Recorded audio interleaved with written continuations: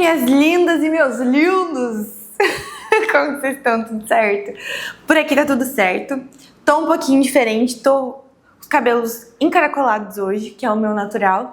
E também coloquei um óculos aqui pra me ajudar na questão da leitura, enfim. Mas não é nada demais não, viu? É só mais pelo estilo também. Gente, seguinte, vamos pra nossa parte 2 do capítulo 3, tá bom? Então, nossa, Brenda, mas é tão pequenininho, gente, tem tanta coisa legal pra gente aprender nesses poucos versículos. Então, a gente vai basicamente hoje estudar ali do capítulo 3, do versículo 13 ao versículo 18. E daí depois a gente já vai pro 4, 5 e aí por diante. Tá certo? Então, nós estamos ali já quase terminando aqui esse capítulo. Na verdade, já estamos finalizando ele. Então, breve resumo. A gente falou ontem sobre o problema da língua, certo? Lembram disso? Pois então. E hoje nós vamos falar sobre a verdadeira sabedoria. O que eu percebo de Tiago é que Tiago ele é uma pessoa muito de me mostre. Como assim, Brenda? Como assim uma pessoa me mostre? O que tu tá inventando aí? Basicamente, Tiago, ele conhecia as pessoas pelos frutos que ela dava. Ele era muito irmão de Jesus mesmo. Tipo assim, você tá me falando que você é um sábio? Então tá bom. O que você tem feito que prova que você é sábio? Ah, eu sou uma pessoa pura, sou uma pessoa pacífica, sou uma pessoa amável. Ah, então você realmente é um sábio, você realmente conhece da palavra de Jesus. Então eu confio que você seja um sábio. Agora, se por acaso, meu filho, você não está sendo sábio, você não está sendo amável, você não está sendo pacífico, você não está sendo imparcial, então eu tenho que te dizer que isso que vem de você é obra do maligno. Olha isso! Olha como o Tiago, ele dá umas lapadas fortes na gente e a gente nem percebe. Uma loucura. Ele é muito E, gente, esses dias mandaram lá no grupo. Ah, que Tiago é os provérbios do Novo Testamento. Concordo. Você que mandou isso, um beijo pra você, não lembro o seu nome, mas realmente eu concordo. Porque tá falando sobre a sabedoria, sobre como a gente tem que agir, sobre como a gente tem que se comportar, sobre qual é a nossa sabedoria, e aqui a gente vai ver isso hoje.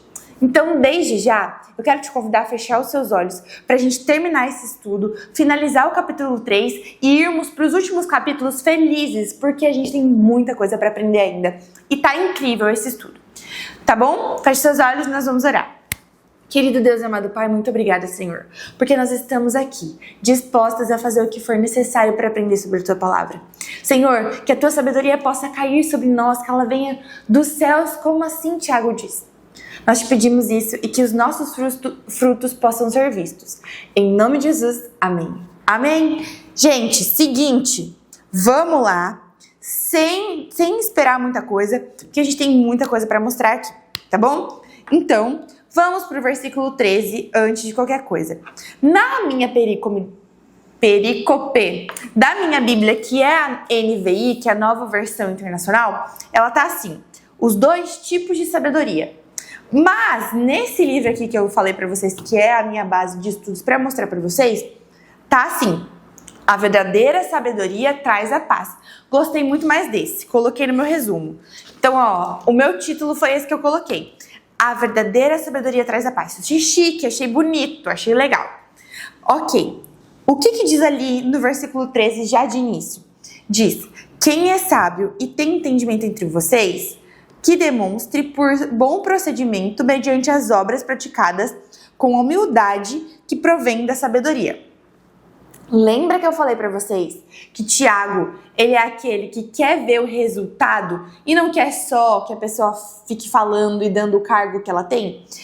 Bom, nesse sentido aqui, faz aí então um círculo no versículo 13.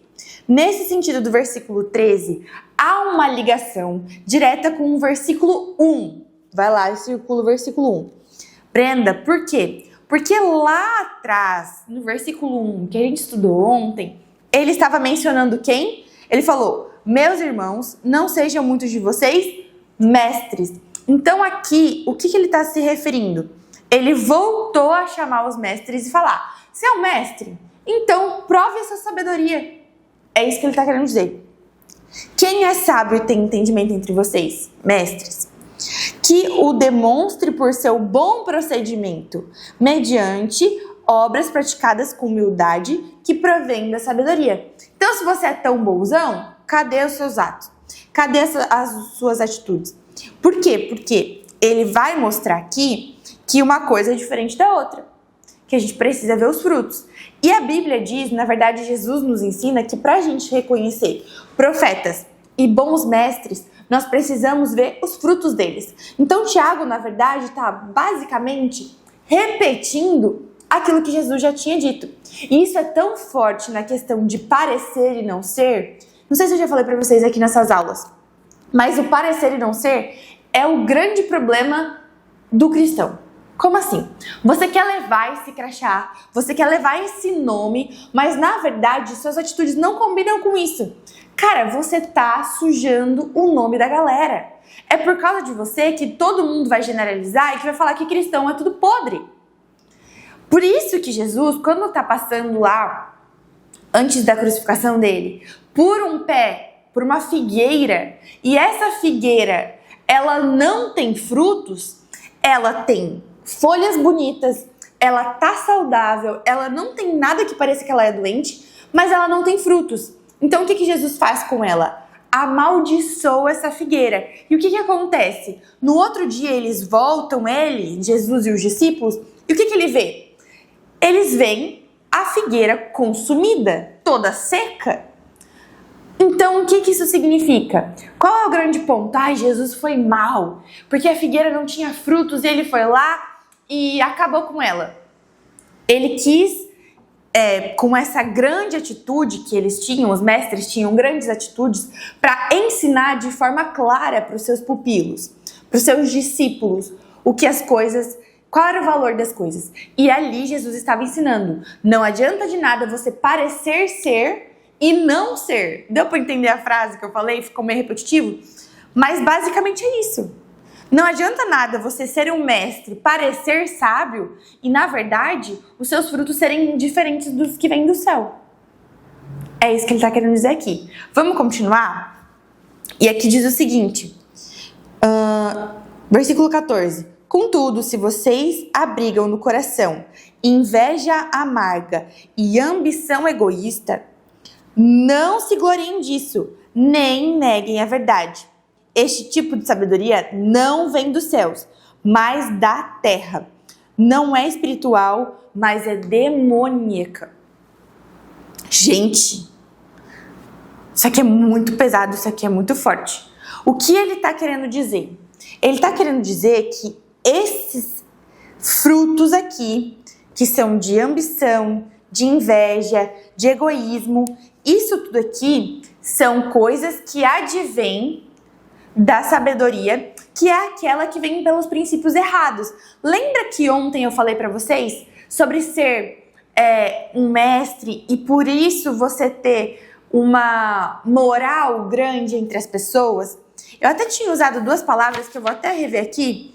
As palavras eram autoridade e prestígio. Então, se por acaso você é essa pessoa que está procurando ser sábio para ter essas duas coisas, então os seus frutos serão inveja, calúnia, são você se gloriando, você sendo ambicioso, egoísta, amargo. Então, olha o que ele está querendo dizer. Ele falou lá antes sobre esses mestres e agora ele está retornando a esse assunto. Uma outra coisa muito interessante, nesse versículo 13 e 14, que se você quiser anotar, isso é muito legal. Todas as palavras que ele menciona aqui como sendo frutos das coisas ruins, elas já tinham sido faladas por um outro grupo que a gente também estudou ontem. Então, se por acaso você não viu a aula de ontem, para aqui e volta na aula anterior, porque eu tenho a explicação para você sobre esse grupo de pessoas que são os helenos-judeus, tá bom? Os helenos-judeus, eles já tinham alguns pensamentos já preparados filosoficamente sobre essas palavras. Então, quando a gente vê essas palavras aqui, no livro de Tiago, no capítulo 3, a gente vê Tiago bebendo da fonte dos helenos-judeus, demonstrando que ele tinha conhecimento sobre isso. E aqui ele traz, então, um peso que já é mais uniforme com já o cristianismo, né? Não existia o cristianismo nesse ponto aqui ainda, mas é o princípio do andamento do pensamento. Deu para entender? Então, essa ordem que ele diz aqui é a inveja, a cobiça, a calúnia, a violência e o homicídio. Então, se você quiser escrever aí novamente, inveja, e a tradução de inveja no grego é zelos, tá? A segunda palavra, cobiça, que é pátamos, P-H-T-H-O-N-O-S.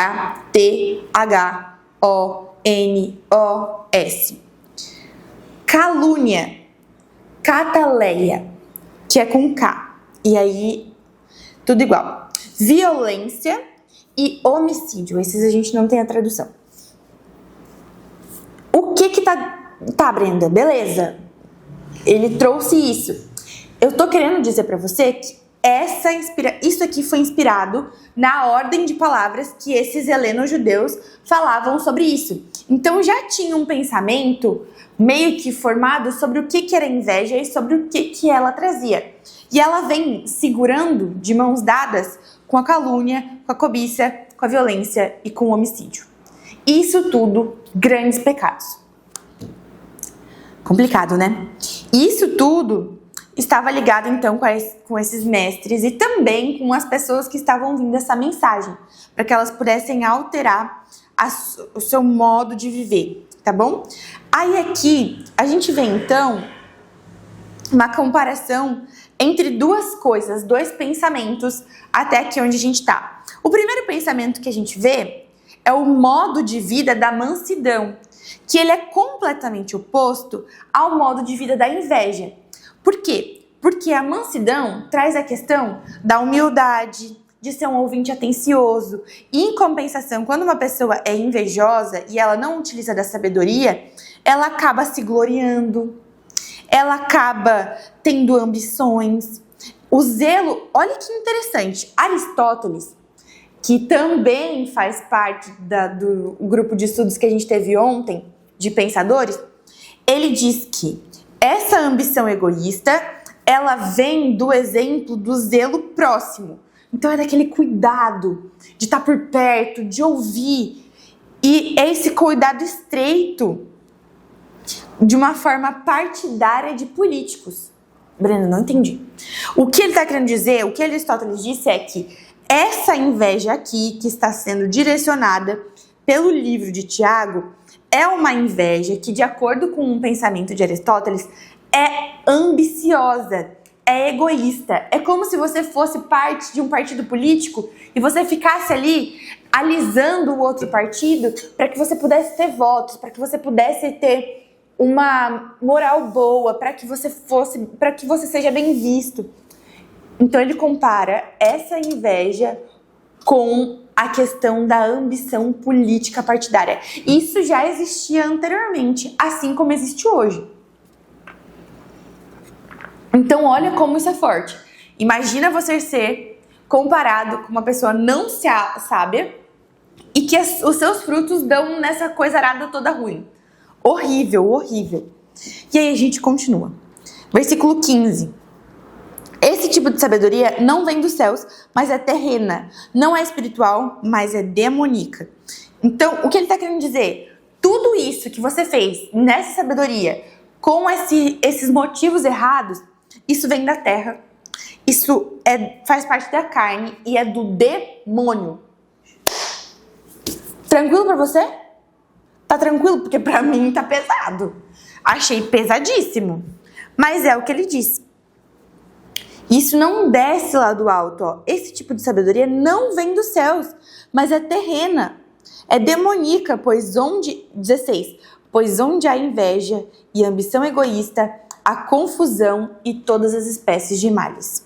Mas a sabedoria, olha que lindo, mas a sabedoria que vem do alto, ou seja, quando ele fala que vem do alto, ele está querendo direcionar que vem do divino, que vem dos céus, que vem de Deus. Olha o que acontece. Antes de tudo, ela é pura, depois pacífica, amável, compreensiva, cheia de misericórdia, de bons frutos, imparcial e sincera. O fruto da justiça semeia-se em paz para os pacificadores. Sabe o que é interessante? Eu até deixei marcado aqui pra gente ler isso aqui, que todas essas palavras, nas traduções delas, tá aqui a citação para você ver depois, diz assim, as primeiras 4 palavras, elas têm um som agradável, um efeito sonoro, como se fosse meio que uma musiquinha. Porque olha o que diz aqui, pacífica, indulgente, tratável, plena de misericórdia, começam com o som E. Erenique, epieques, eupeites, elous, que combinam na produção de uma aliteração. Então elas estão começando com as mesmas letras, o que faz com que elas tenham uma sonoridade boa. Os 2 últimos também envolvem uma aliteração, dessa vez com o som de A. E além disso, tem quase que uma semelhança métrica e rítmica. Olha isso, gente, que legal! Ai, cara, a Bíblia é muito legal. É porque a gente não sabe estudar. Mas olha que maneiro. O que está querendo dizer aqui, gente? O que a gente está aprendendo?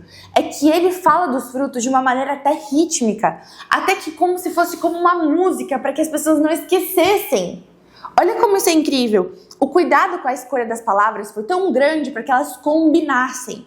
E olha aqui, os 2 últimos também envolvem uma aliteração, dessa vez com som de A. E além disso, tem quase uma semelhança métrica. Peraí que eu não sei ler grego. Adiácritus e anipócritus. E também tem agaton.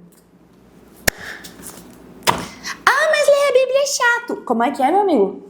É muito bom a gente descobrir esse tipo de coisa. E com certeza, eu tenho a certeza absoluta que hoje você está entendendo que esses frutos precisam fazer parte da sua vida. E que essa sabedoria que você está recebendo agora vai realmente mudar a sua maneira de ver como a mansidão e a inveja são completamente opostas uma à outra. E que nós precisamos procurar a mansidão. Brenda, mas o que é a mansidão?